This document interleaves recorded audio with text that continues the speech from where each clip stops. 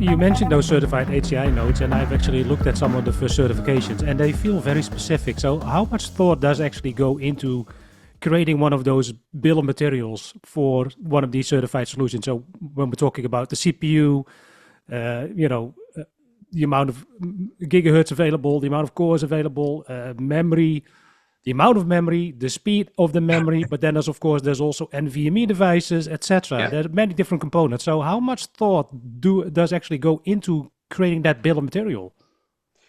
I mean, actually, from my side, so when we start the validation, again, we always have to very highly cooperate and work with hardware partners, because the actual testing gets done not in a simulated environment. So we really run the test and validation on real hardware. The good thing is I normally pick a very high, mostly the top bin CPUs with the highest cores, best frequency. Why? Because that's how SAP defines they have a so-called SAP appliance configuration. The appliance configuration is a reference configuration. SAP, you can argue, do they spend a lot of time thinking about it? I would say they just pick the best hardware available and hope that the best performance, because there is now no better component. So they define always the top configuration, and we mostly use this for our validations process. But now the hard time starts with the actual hardware vendors, because we have now defined the top tier, where we can say that's the maximum configuration. Here we normally use a decent NVMe configuration nowadays. The good thing is with ESA, you don't need a cache tier anymore. So the planning is easier now, because components are less. You use NVMEs. Normally we use in a 2-socket server, for instance, 8 NVMe devices.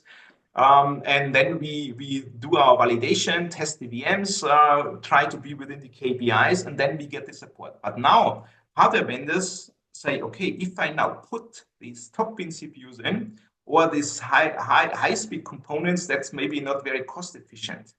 So actually, the hardware vendors spend more time thinking and optimizing their configuration, because again, after our validation, which is much higher in terms of the requirements, they can do a certification, which are similar tests, but not the same tests, but they can exactly test the environment for the performance they need and support. Then they can use a lower bin CPU, maybe less cores, or they can use, instead of 8 NVMEs, maybe only 4 NVMEs. So that's where they can optimize. And that's also where they differentiate between the different hardware vendors.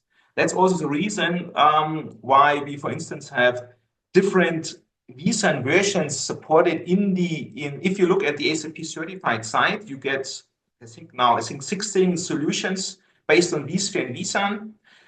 And some of the solutions say you have to use vSAN version 8.0, or you have to use vSAN version 8.0 update 3. Reason is, when was the certification done? And if the hardware partner did the certification where 8.0 was available, then it's 8.0 and beyond. So that's basically the entry level.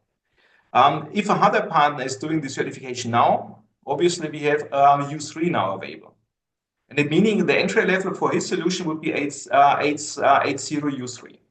So that's why we have, for instance, different software versions in here, but that's the entry level, and you can always upgrade to the next level. What is not allowed is then the upgrade to 9.0 without we have to go through the validation again.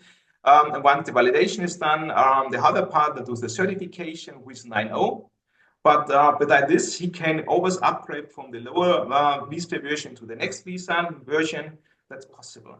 But again, the hard thinking on the optimization of the parts is done on the hardware vendor side, because from the Broadcom side, I don't want to influence which kind of components he's using. It has to be a vSAN ready node, for sure. So that's a requirement. But without this, he's free to select the components he believes what are best for his specific certified solution.